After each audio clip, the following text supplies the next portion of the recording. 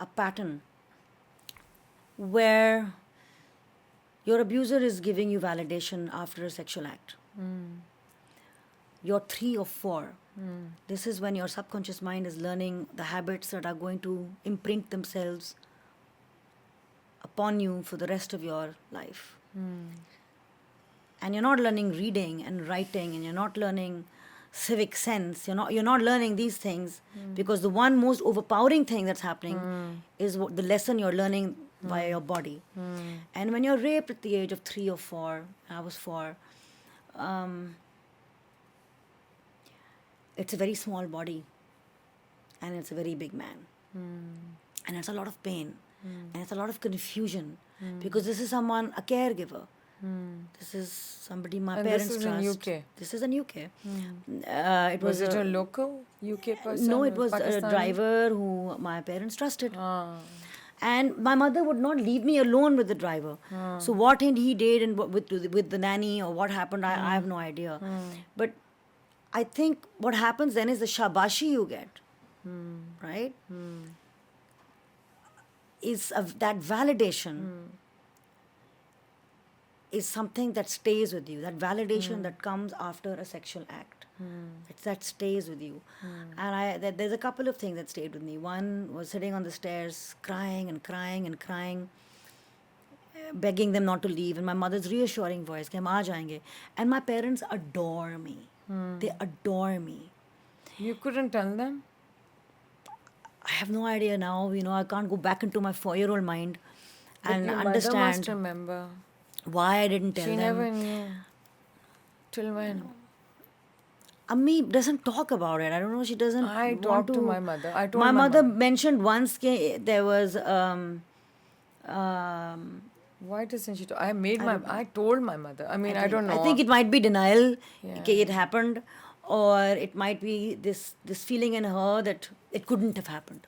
It couldn't have happened. But that's denial. It just, how could it have happened? Yeah, how But the could thing it? is that these memories and when like I told you, I didn't remember the details.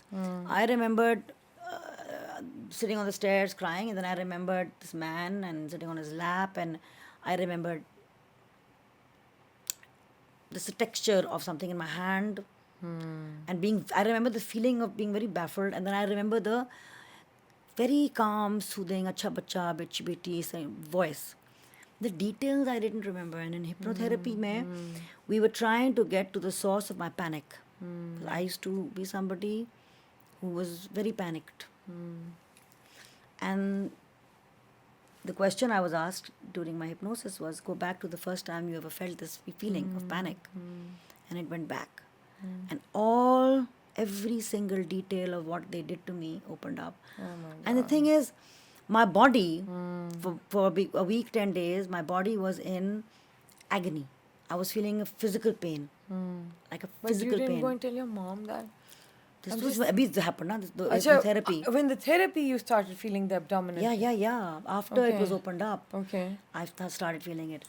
I think, and then but after that, hypnotherapy and that period of pain was over, that incident or those series of incidents have not been able to upset me ever again.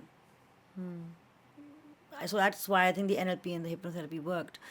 But no, there are a million reasons why children don't tell their parents. Fear.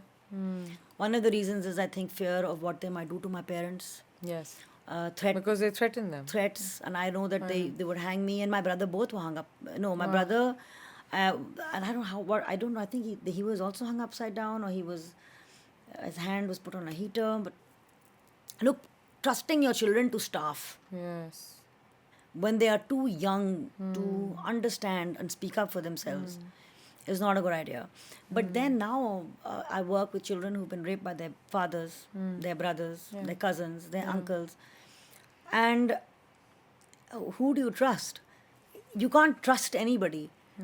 What you have to do is teach your child that if anything happens, whether it's your father, your brother, your chacha, your mama, or a stranger, you talk to me. That is what my parents were very young when they had me. They were in their early 20s, 22 or something, you know. And there's no concept, अभी भी नहीं है concept कि आप 4 साल के बच्चे को समझाएं कि अगर कोई आपको बुरी नज़र से देखे या गुड टच बैड टच तो आप इस तरह के माँ से बात करें. ये बात तो मुझे भी बाद में समझ आई है. तो it's something, and what happens then is that you develop a pattern in your life where external validation, जैसे आपने कहा ना attention seeking, external validation becomes very important for self-esteem. Whether that's coming through तालियां बज रही हैं, अच्छी actor है, अच्छी model है, whether it's coming from any applause, बाहर से कोई external validation आ रहा है. And you'll see a lot of CSA survivors, you know, who either they close up to sex or they're over-sexualized. Yes. And if they're over-sexualized, that is another way to get validation. Yeah. Okay, I am powerful. I am taking control of it. I am going to be in control of the situation. Yeah. So sex becomes a power language for the survivor. So, and there's also a problem you might have learned about. Obviously, the fight, flight, freeze, right? So my response was freeze, submit, fawn. So as a teenager, when it happened to me, between 17 and 19, when it was happening to me, 2 years, I did not tell anyone. In fact, I submitted, I froze, and I fawned. Yani ki it was almost like a Stockholm syndrome where this person who was abusing me and treating me horrendously was on a pedestal. And this person's validation, this person's respect, this person's okay is the only okay that mattered. And